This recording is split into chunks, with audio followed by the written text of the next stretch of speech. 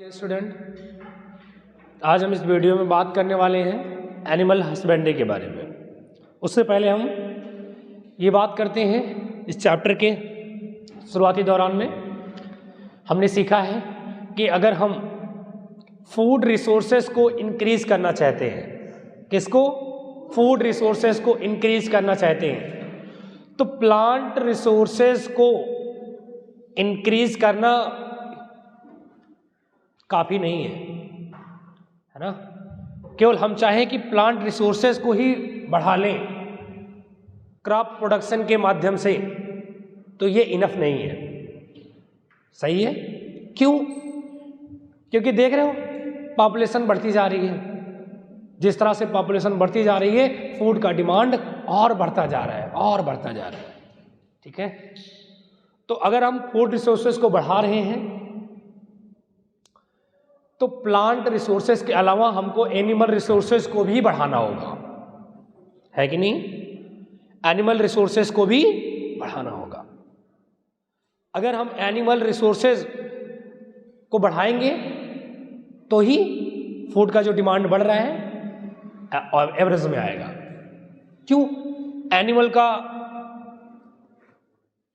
क्यों हम animal resources को बढ़ाएंगे, जरा बताओ। क्योंकि एनिमल से ही तो बहुत सारे फूड मिलते हैं हमसे, एनिमल से ही तो बहुत सारे फूड प्रोवाइड होते हैं। जैसे मैं आपसे बात करूं, मिल्क हो गया, कौन दे रहा है? एनिमल। एग कौन प्रोड्यूस कर रहा है? एनिमल। हनी भी कौन प्रोड्यूस कर रहा है? बी, मधुमक्खी प्रोड्यूस कर रही है। अच्छा, इसी तरह से फिश वगैरह खा रहे हो आप, है ना, मीट खा रहे हो, तो एनिमल प्रोडक्ट खा रहे हो कि नहीं खा रहे हो आप? तो ये सब चीजें भी जरूरी हैं। और आजकल तो देखो कि घर में मान लो पनीर बना है, दोस्त के पास कॉल करो, भैया आओ जरा पनीर की सब्जी बनाए, आओ खाते हैं, तो देखो नहीं आएगा। लेकिन ये कह दो आओ जरा मुर्गा बना है, तो चाहे वो 36 किलोमीटर दूर पहुंच जाएगा तुम्हारे घर पे, हाँ भैया लाओ लाओ लाओ लाओ, कहता है कि नहीं? लेकिन हम लोग फूड प्लांट्स को कम लेकिन एनिमल से ज्यादा फोकस बना रहे हैं, मीट, समझ लो। तो कहीं ना कहीं एनिमल से भी फूड मिलता है और इनको बढ़ाने की बहुत ज़रूरत है।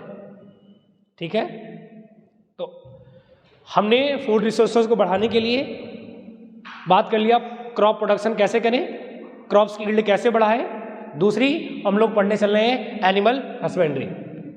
ठीक है, और सीखते हैं एनिमल हस्बेंड्री क्या चीज़ है, एनिमल हस्बेंड्री क्या है।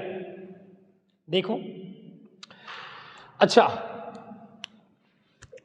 मैं कुछ बातें लिख रहा हूं, सुनो। साइंटिफिक मैनेजमेंट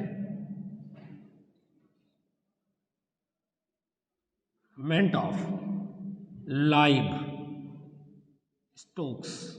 देखो, scientific management of live stock, ये लाइव स्टॉक है क्या? देखो जरा, वो एनिमल जिनको हम अपने यूज के लिए पालते हैं, अपन उसी को एनिमल लाइव स्टॉक कहते हैं। ठीक है, और उनका साइंटिफिक मैनेजमेंट ही क्या कहलाता है? Animal husbandry. समझ रहे हो? मतलब जो भी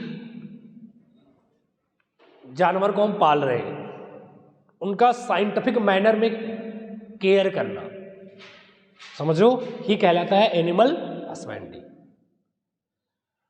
अब हम आपको ये भी बता दें कि एनिमल हस्बेंड्री में बहुत सारी चीज़ें इंक्लूड की गई हैं। मतलब कहने का मतलब है लाइव स्टॉक्स पे ध्यान दिया गया है, बहुत सारी बातें। तो देखो क्या क्या बातें इंक्लूड है, इसमें बहुत सारी बातें इंक्लूड है।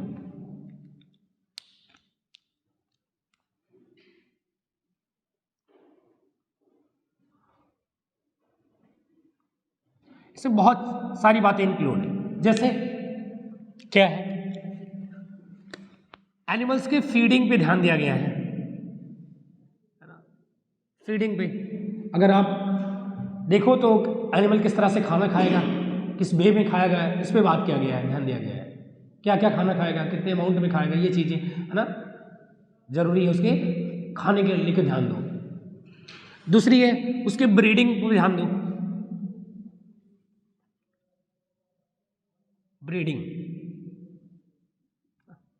अच्छी अच्छी नस्ल की प्रजाति बनाओ, जिससे फायदा क्या होगा, मीट मिल्क ज़्यादा मात्रा में प्रोड्यूस होगा।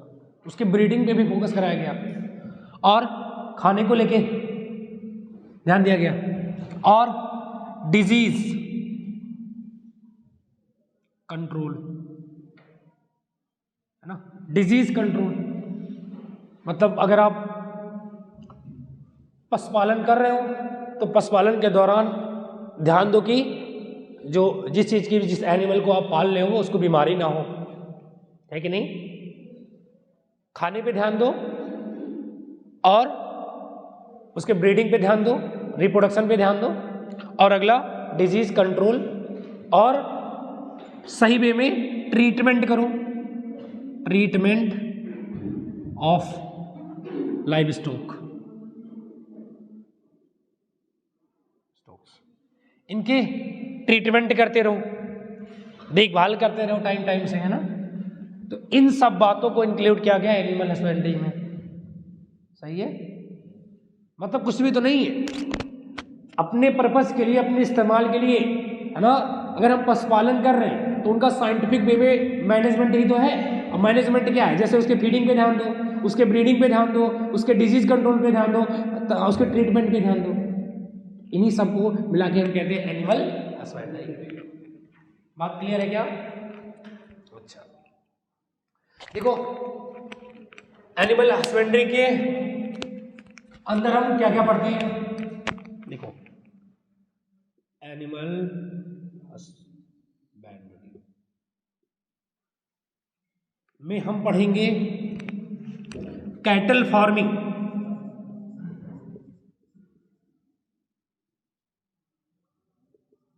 दूसरा पढ़ेंगे पोल्ट्री फार्मिंग,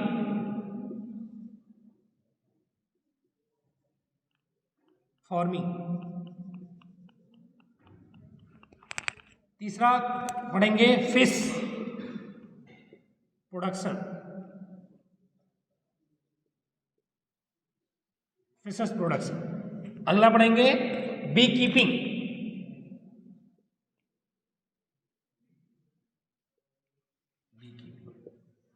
तो एनिमल हस्बेंड्री में अपन पढ़ने वाले हैं क्या, cattle farming, poultry farming, fish production और बी कीपिंग। ठीक है, तो हम स्टार्ट क्या करेंगे, कैटल फार्मिंग। क्या स्टार्ट करेंगे, कैटल फार्मिंग। अपन पढ़ेंगे cattle farming. Animal husbandry clear है? एनिमल हस्बेंड्री है क्या, लाइव स्टॉक का साइंटिफिक मैनेजमेंट। उसमें क्या क्या इंक्लूड किया गया है, feeding, breeding, disease control, treatment of live stocks. Animal husbandry कितने तरह के हैं, कई तरह से करते हैं, जैसे कैटल फार्मिंग कर लो, पोल्ट्री फार्मिंग कर लो, फिश प्रोडक्शन कर लो और बी कीपिंग कर लो। हम पढ़ेंगे कैटल फार्मिंग।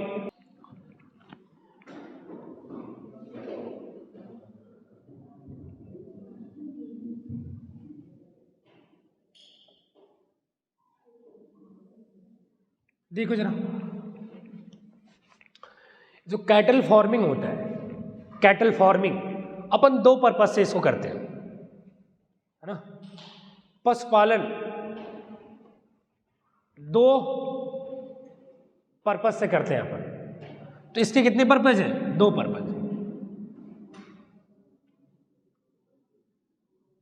इसके दो पर्पज है अपने पास। एक पर्पज तो है इससे मिल्क मिलता है ना, और दूसरी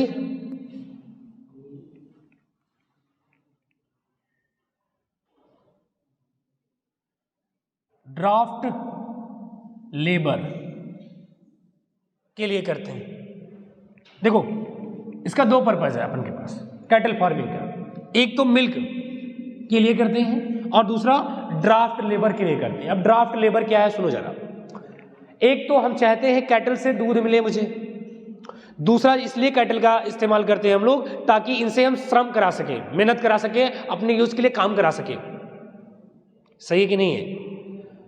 अपने यूज के लिए काम करा सके, मेहनत वाला काम करा सके। अब आपको पता है कि मिल्क कौन प्रोड्यूस करेगा, फीमेल, है ना। फीमेल ही तो, फीमेल मिल्क प्रोड्यूस करेगी, फीमेल की बात करो, फीमेल एनिमल से तो ही मिल्क प्रोड्यूस करेगी। और मेहनत वाला काम कौन करेगा? मेल। सही है, मेल करेगा। देखो तो मिल्क में एक बात लिख रहा हूं कि मिल्क प्रोड्यूसिंग फीमेल, जो मिल्क प्रोड्यूस कर रही है वो फीमेल को ही बोलते हैं हम लोग, इज कॉल्ड मिल्च। इसी को अपन क्या कहते हैं? मिल्च। ऐसे फीमेल जो मिल्क प्रोड्यूस कर रही है उसी को कहते हैं मिल्च, मिल्च, मिल्च। सही है। या फिर इसी को कहते हैं डेयरी एनिमल, या इसी को मिल्च, इसी को और बोलते, क्या बोलते हैं? Dairy animal, dairy animals. Milch animal या डेयरी एनिमल्स। सही है, मिल्च एनिमल या डेयरी एनिमल। अच्छा, बातें क्लियर है? अब बताओ, ये जो ये ड्राफ्ट लेबर होते हैं, ये मेल होते हैं। सबसे पहली बात, ये मेल होते हैं ना, मेल एनिमल होते हैं। और इनका इस्तेमाल कहाँ किया जाता है? एग्रीकल्चरल वर्क के लिए किया जाता है। इस मतलब जो हमारे पास मेल एनिमल्स है, इसका यूज कहाँ करते हैं? एग्रीकल्चरल वर्क में, जैसे टिलिंग, खेत को जोतने में पहले बैल होते थे, खेत, वहीं से खेत जोता जाता। अच्छा, अगला क्या है? इरिगेशन के पर्पस से, है ना, सिंचाई के लिए भी इनका इस्तेमाल होता था ना। और अगला कार्टिंग, पहिया घुमाने के लिए, इन सब चीजों के लिए इनका इस्तेमाल होता है ड्राफ्ट लेबर का। तो जो ये मेल एनिमल होते हैं, मेल एनिमल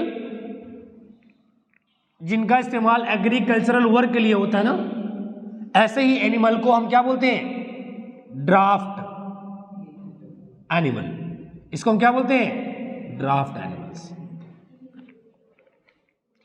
ड्राफ्ट एनिमल्स कौन होते हैं?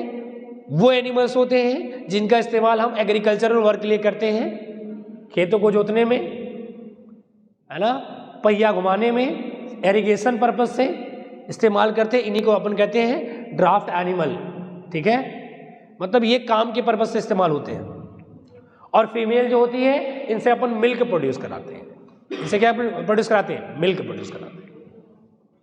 ठीक है, ठीक है। हमारे इंडिया में 2 स्पीसीज है फीमेल की, एक तो काऊ है, एक तो बुफैलो है। काऊ का साइंटिफिक नेम पता है किसी को? क्या होता है? हमारे इंडिया में 2 स्पीसीज है, दो जो है ना, जो मिल्क प्रोड्यूस कर रही है। ठीक है, एक तो काऊ है, काऊ। इसको क्या बोलते हैं अपन? इसका साइंटिफिक नेम क्या है? Bos indicus. दूसरा बुफैलो है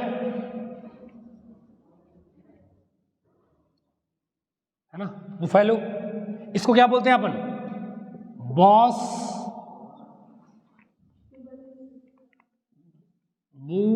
बुबैलिस।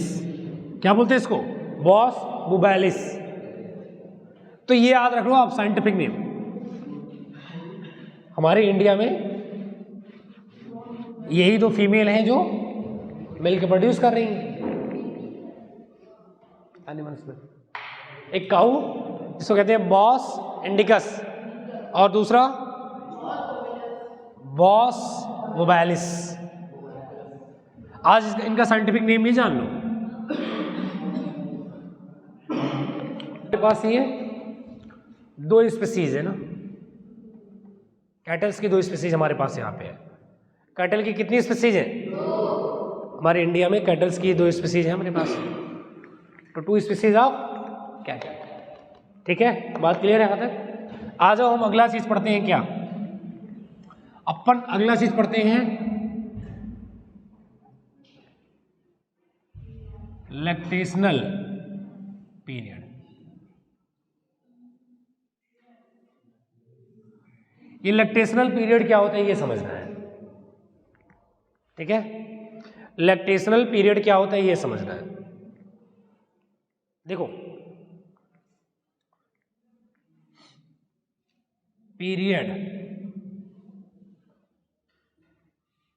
From milk production, milk production after the birth of calf. देखो, कहने का मतलब होता है ना कि जो कैटल्स का बच्चा होता है उसको काफ कहते हैं। ठीक है, उसके बर्थ के बाद फिर जो मिल्क प्रोड्यूस होने की पीरियड है उसी को अपन कहते हैं लैक्टेशनल पीरियड। इससे देखो, जब गाय और भैंस बच्चा देती है, बच्चा देने के बाद भैंस या गाय मिल्क देना स्टार्ट करती है और करीब करीब वो 1 साल के करीब तक देती है। सही है, तो वो पीरियड जब तक वो मिल्क दे रही है, मिल्क प्रोड्यूस कर रही है बच्चे के जन्म के बाद, वो पूरा पीरियड क्या है? Lactational period. इसी को अपन बोलते हैं लैक्टेशनल पीरियड। ठीक है, और अगर आप लैक्टेशनल पीरियड को इंक्रीज करना चाहते हो, लैक्टेशनल पीरियड की को इंक्रीज करना चाहते हो, आप चाहते हो कि आपकी जो कैटल्स है वो 1.5 साल मिल्क दे, 2 साल मिल्क दे, है ना, तो उसके लिए आपको क्या करानी पड़ेगी? हाइब्रिडाइजेशन करानी पड़ेगी। समझ लो, ब्रीड कराना पड़ेगा अच्छी सी, है ना। 2 अलग अलग स्पीसीज के बीच क्या कराना पड़ेगा? ब्रीड कराना पड़ेगा। मतलब एक फॉरेन ब्रीड ले लो और एक देसी ब्रीड ले लो, इनके बीच क्या करा दो? क्रॉसिंग करा दो। क्रॉसिंग से जो रिजल्ट निकल के आएगा, जो बच्चा निकल के आएगा, वो क्या होगा? उसका मिल्क भी अच्छा होगा और डिजीज भी नहीं लगेगी। जैसे एक बार हमने आपको बताया हूँ स्टार्टिंग में कि हम ऐसी गाय ले रहे हैं जो देसी है, जिसको बीमारी नहीं हो रही है, दूसरी ऐसी ले रहे हैं जो जिसको दूध अच्छी दे रही है, और दोनों को ब्रीड कराने के बाद ऐसी प्रोजनी बना रहे हैं कि वो उसकी मिल्क भी अच्छी है और डिजीज भी नहीं हो रहा है। तो सेम काम वही है, इससे आपका लैक्टेशनल पीरियड बढ़ जाएगा। सही है, तो लैक्टेशन अगर हम इंक्रीज करना चाहें, इंक्रीज लैक्टेशनल पीरियड, अगर अपन लैक्टेशनल पीरियड को इंक्रीज करना चाहते हैं तो क्या करें? देखो, उसके लिए हम एक फॉरेन ब्रीड ले लें, फॉरेन ब्रीड, या इसी को बोलते हैं एक्सोटिक ब्रीड, या फिर फॉरेन ब्रीड, जैसे जर्सी, है ना, स्विस, ब्राउन स्विस कहते हैं उसको, स्विस। और अगला अपना ये ले लें, देसी ब्रीड ले लें। अब देसी ब्रीड, जैसे देसी ब्रीड क्या होती है? साहीवाल हो गई, और क्या? पता नहीं क्या बोल रहे हो। रेड सिंधी, रेड सिंधी है ये, कट करना भाई, इसको कट करना, उसको नोट करो। रेड सिंधी नहीं है, कह रहे हो, भूल जाओ। रेड सिंधी कहाँ लिखा हुआ है? मैं देख ही नहीं रहा। अच्छा, रेड सिंधी है। अच्छा, सिंधी में कल याद किया था। चलो ठीक है, देखो कट करना। देखो, एक साहीवाल हो गई और एक सिंधी हो गई।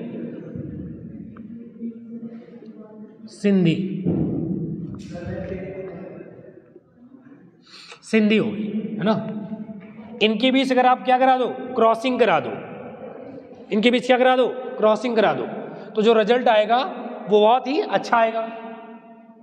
अब यहां से जो रिजल्ट बनेगा, है ना, यहां से जो इसका बच्चा बनेगा, फायदा क्या क्या है, देखो इसका फायदा क्या है, इसकी जो ये हमारे पास फॉरेन ब्रीड है, इसका क्या है, मिल्क प्रोडक्शन अच्छा है, मिल्क प्रोडक्शन क्या है, अच्छा है, और इसमें देखो बीमारी कम लग रही है, डिजीज कम लग रही है। तो जो बच्चा बन के आएगा होगा क्या, ये जो बच्चा बन के आएगा, ऐसे मान लो ये जो बच्चा बन के आएगा इससे होगा क्या, इसका मिल्क प्रोडक्शन अच्छा होगा, मतलब लंबे टाइम तक मिल्क प्रोडक्शन करेगा, ज्यादा अमाउंट में करेगा। दूसरी बात, इसको डिजीज कम लगेगी, मतलब डिजीज मिनिमम होगी इसके पास, है ना, डिजीज कम लगेगी। तो ये जो बच्चा बन के आएगा ये फायदा होगा उससे, ठीक है। चलो ठीक है, आज इतना ही। अगले वीडियो में बात करेंगे हम कैटल फार्मिंग की।